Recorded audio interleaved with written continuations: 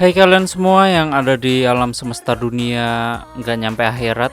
Selamat datang di channel Pemersatu Kelurahan yang tentunya masih sampah sampai hari kiamat. Bagaimana kabar kalian? Tentunya tidak baik dan gabut kan? Iyalah, kalau nggak gabut tidak mungkin datang kemari. Seperti pada umumnya, salah satu permintaan kalian yaitu film Jepang yang berjudul The Woman Who Keeps Murder. Langsung referensi bahwa film yang bergenre horor ini akan menceritakan seorang wanita yang mempunyai 4 kepribadian laknat. Tapi kalau seperti pada umumnya, biasanya film horor itu selalu berbau-bau aroma persetanan, namun tidak dengan film ini. Karena kita akan selalu tercengang saat melihatnya karena biasalah dan intro. Lagi sange banget aku wes kepengen ngantuk bengi iki pokoke sing mantep gaya Jepang gaya. Selamat datang di channel Zuraforti dan selamat menonton. Seperti pada umumnya, prolog bentar bahwa ada seonggok bocil yang dimana dia mengalami pelecehan yang dilakukan oleh bapak tirinya.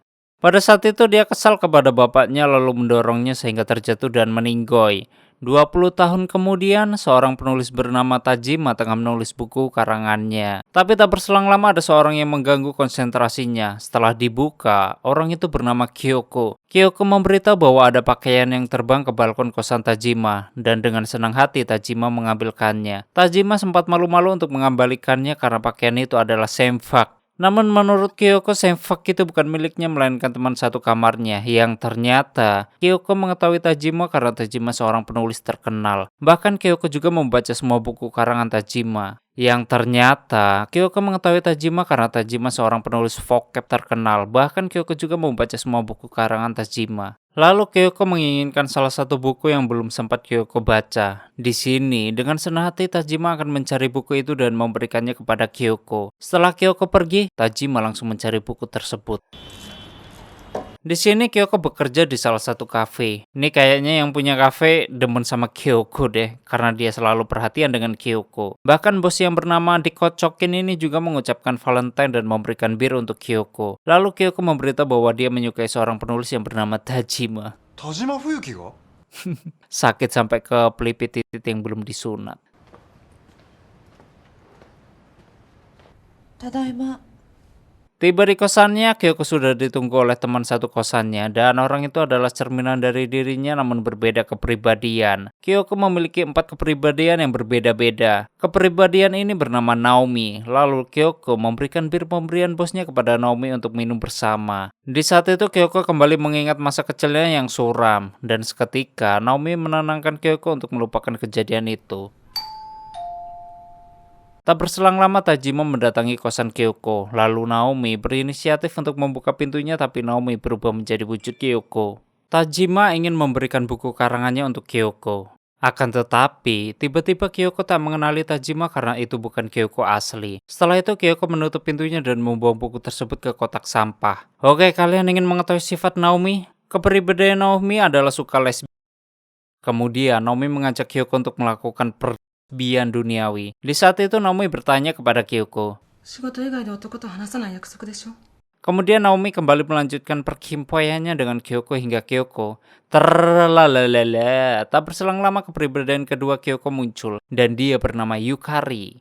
Di sini Yukari melihat mereka sedang berkimpoi. Pagi harinya ketika Tajima ingin membuang sampah, Tajima melihat bukunya berada di tempat sampah yang sama. Sontak Tajima mengambilnya dan kesal kepada Kyoko karena telah membuang buku karyanya. Lalu Tajima membiarkan buku itu di tempat sampah tersebut. Ketika ingin masuk ke kosannya, Tajima bertemu dengan Kyoko yang asli. Kyoko tampak ramah kepada Tajima dan Kyoko juga memberitahu tempat kerjanya. Namun Tajima masih kesal dengan Kyoko karena sudah membuang bukunya. Tapi sayangnya, Kyoko tidak mengerti apa yang dikatakan Tajima karena memang bukan Kyoko yang membuangnya. Lalu Kyoko meminta maaf karena Kyoko sadar bahwa semua itu yang melakukan adalah Naomi. Waktu di kafe tempat Kyoko bekerja, Kyoko selalu memikirkan kejadian itu. Tak berselang lama datanglah ibu-ibu. Ibu itu memberikan nomor teleponnya kepada Kyoko untuk segera menghubunginya.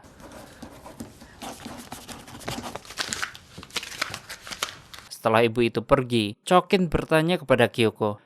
どちら様母です。 Yang ternyata ibu itu adalah ibunya Kyoko yang bernama Sakuragi Ozawa. Malamnya ketika ingin ganti pakaian, tiba-tiba saja Naomi muncul di belakangnya dan Naomi berada di sini. Dia hanya untuk sekedar mengawasi Kyoko. Kemudian Naomi mengajak Kyoko untuk melakukan perkimpoian kembali. Dan di saat itu Chokin ternyata menguping desahan Kyoko yang penuh dengan kemurkaan. Dan tidak lupa, Chokin juga sedikit colai. Tak berselang lama Kyoko keluar dari ruangan ganti. Chokin mengetahui bahwa Kyoko sedang bersama seseorang di dalam, tapi menurut Kyoko, dia hanya sedang menelpon. Waktu di perjalanan pulang, Kyoko ditemani oleh 3 kepribadiannya. Naomi mengetahui bahwa tadi bosnya Kyoko mendengarkan mereka sedang berkimpoi. Dan kini, Kyoko menyadari bahwa ada 4 kepribadian yang tinggal di dalam dirinya, termasuk dirinya sendiri. Bahkan Kyoko juga memiliki gangguan kepribadian ganda. Ketika ingin menaiki lift, Kyoko bertemu dengan Tajima. Di sini mereka pun saling meminta maaf atas ulahnya tadi. Lalu Tajima duluan masuk ke lift. Ketika ingin mengajak Kyoko untuk bersama-sama, tiba-tiba saja Kyoko menghilang. Waktu di malam itu, Kyoko terbangun dari tidurnya karena teringat kejadian itu. Dan singkatnya, di pagi harinya ketika terbangun, Kyoko melihat tulisan di lengan tangannya. Kemudian Kyoko menanyakan kepada ketiga kepribadiannya. じゃあ誰が？ Lalu mereka tidak ada yang mengaku dan mereka juga tidak sama sekali melakukannya. Malamnya Kyoko tidur ditemani oleh Naomi agar tidak terjadi sesuatu kembali. Dan di pagi harinya Kyoko menemui ibunya untuk memberikan uang kepadanya. Tak berselang lama pacar ibunya bernama Rio keluar dari kamar mandi. Ibu Ozawa membagi uang itu kepada Rio. Lalu seketika Rio mengucapkan terima kasih dengan ciuman mesra. Di saat itu Ozawa mendapat telepon dari seseorang. Lalu Ozawa mengangkat telepon tersebut, tapi berjauhan dengan mereka. Setelah selesai menelpon, Ozawa merasa cemburu kepada Kyoko karena sudah menggoda pacarnya. Seketika, Kyoko berubah menjadi kepribadian Yukari. Dan Yukari menggoda Rio hingga mereka saling bermesraan dan bertukar nomor telepon. Sedangkan Ozawa, dia kesal melihat kemesraan mereka. Lalu Kyoko pun pergi meninggalkan mereka. あんた本当に京子？ もうボケちゃったの？ Di sisi lain, kepribadian Kyoko yang bernama Haru, dia berada di balkon sambil memeluk bonekanya. Kepribadian yang satu ini sepertinya tidak terlalu neko-neko, beda dengan dua lainnya. Bahkan Haru juga suka menggambar vocab. Lalu Naomi memarahi Yukari karena telah menukar kepribadian Kyoko tanpa persetujuan Kyoko. Namun, Yukari melakukan semua itu karena mempunyai alasan tertentu. Ketika Yukari ingin berganti pakaian, Naomi dan Kyoko pun menghentikannya karena mereka tahu Yukari akan menemui Rio. Akan tetapi malamnya ketika Naomi dan Kyoko tertidur, diam-diam Yukari mengganti pakaiannya dan berdandan cantik. Dan benar saja, Yukari yang berwujud Kyoko menemui Rio. Lalu mereka pun melakukan perkimpoian hingga lemas tak berdaya. Di saat itu Kyoko mengaku bahwa dia bukan Kyoko melainkan Yukari, namun Rio tak mempercayainya. Pagi harinya, Kyoko terbangun karena ibunya datang untuk mencari Rio. Di sini Kyoko tak merasa bersama Rio, akan tetapi Ozawa langsung mencium selangkangan Kyoko. Ozawa merasakan aroma-aroma kelaknatan Rio di selangkangan Kyoko. Lalu Ozawa mencurigai bahwa Kyoko sudah bermain api dengan Rio. Akibat hal itu, mereka berdua pun bentrok. Tak berselang lama Tajima datang untuk melerai perkelahian mereka. Lalu Tajima memberikan obat untuk lukanya Kyoko. Ketika Tajima ingin pergi, Kyoko memberitahu bahwa bukunya sudah dia ambil kembali. Menurut Kyoko, cerita dalam buku ini mirip dengan kisahnya. Dan Kyoko yakin bahwa dia akan menemukan laki-laki yang mencintainya apa adanya. 彼女と自分を重ねて読んでいたから、本当に私を愛してくれる人に。 Seketika Tajima mencium Kyoko namun Kyoko menolaknya. Tajima memanggil Kyoko namun yang menjawab bukan kepribadian Kyoko. Kemudian Tajima melihat Kyoko sedang menggambar dan ini adalah kepribadian Haru yang masuk ke tubuh Kyoko. Haru memberitahu Tajima untuk menjauhi Kyoko. 京子ちゃんとあんまり仲良くしない方がいいよ。 Setelah itu ada kabar bahwa polisi menemukan sebuah mayat di gang belakang. Dan mayat itu bernama Rio dengan umur 38 tahun. Kok bisa meninggal ya Rio? Dengan luka parah di kepala lagi. Lalu para kepribadian mencurigai bahwa Yukari yang telah membunuh Rio. Akan tetapi Yukari memberitahu bahwa dia tidak melakukan apa-apa terhadap Rio. Sedangkan Naomi, dia percaya dengan perkataan Yukari. Lalu Kyoko merasa selama ini ada sifat binatang yang berada di dalam tubuhnya itu. Tapi menurut Naomi, selama mereka menjaga Kyoko, mereka tidak mempunyai sifat seperti itu. Yukari berkata bahwa hidupnya akan lebih indah jika tidak ada wanita jalang itu, yaitu ibunya Kyoko. 邪魔だよね、自分以外の人格なんて。Waktu pagi hari, Tajima bertemu dengan Kyoko. Kemudian Kyoko mengingatkan kepada Tajima untuk tidak mendekatinya lagi. Dan itu atas perintah dari ketiga kepribadian Kyoko. 命が惜しかったらこれ以上私たちに構うなっつってんの。 Setelah itu Tajima mendatangi kafe di mana Kyoko bekerja, tapi menurut Chokin, Kyoko tidak masuk kerja karena sedang sakit. Seketika Chokin teringat ketika Yukari sedang berkimpoi dengan Ryo, yang ternyata Chokin berada di tempat itu dan memperhatikan mereka. Si tukang ngintip. Bahkan Chokin juga melihat Yukari yang berwujud Kyoko membunuh Ryo di tempat itu.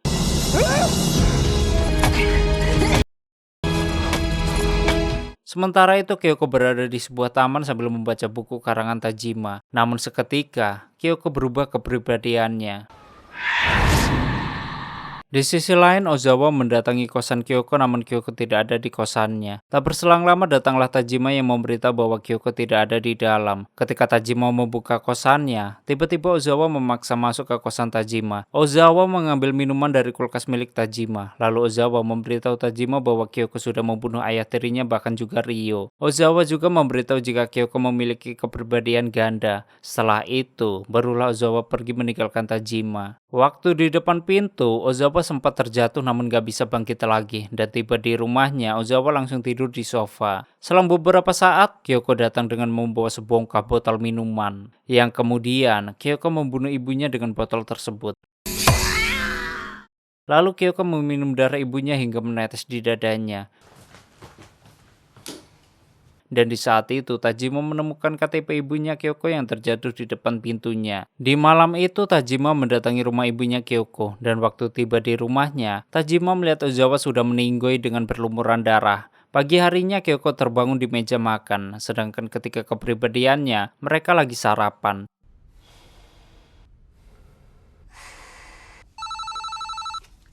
Namun ketika Kyoko mendapat telepon, ketiganya hilang begitu saja. Kyoko mendapat kabar bahwa ibunya meninggoy. Lalu Kyoko melihat ke tubuhnya yang dipenuhi darah, dan Kyoko pun berpikiran bahwa dialah yang membunuh ibunya bahkan juga Ryo. Kyoko teringat waktu pertama kali bertemu dengan Tajima, yaitu ada seseorang wanita yang terus mengawasinya. Kemudian Kyoko berpikiran bahwa dia juga akan membunuh Tajima. Di sisi lain Tajima sedang berjalan sambil membaca bukunya. Tajima mendapat telepon dari seseorang dan seketika Tajima langsung berlari ke suatu tempat. Sementara itu Kyoko membasahi tubuhnya sambil memegang pisau untuk bunuh diri. Kyoko melakukan semua itu agar dia tidak membunuh Tajima. Lalu Naomi menahannya dan mengajak Kyoko untuk mati bersama. Tak berselang lama, Tajima datang. Awalnya Kyoko menyuruh Tajima untuk pergi. Namun Tajima berkata tidak peduli tentang Kyoko dan Tajima akan dengan senang hati mati di tangannya. Tapi Kyoko tetap tidak ingin membunuh Tajima. Dan ketika ingin bunuh diri, Naomi melepaskan pisaunya dari tangan Kyoko. Lalu Naomi membukakan pintu dan menodongkan pisaunya kepada Tajima. Akan tetapi, seketika Kyoko mengurungkan niatnya dan memeluk Tajima sambil menangis. Selang beberapa waktu,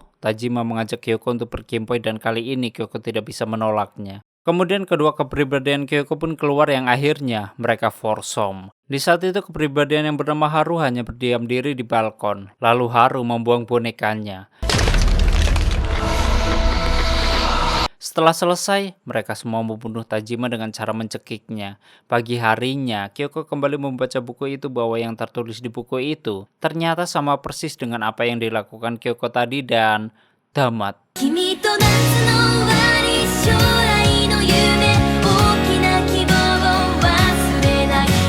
Oke, seperti itulah story dari film The Woman Who Keeps Murder. Bagi kalian yang filmnya ingin diceritakan, silahkan tulis di komentar. Terima kasih udah nyimak video ini sampai habis. Terus support channel ini dengan kepribadian ganda kalian. And stay on this my channel. Jangan kemana-mana, sampai ketemu lagi di video selanjutnya. Bye-bye.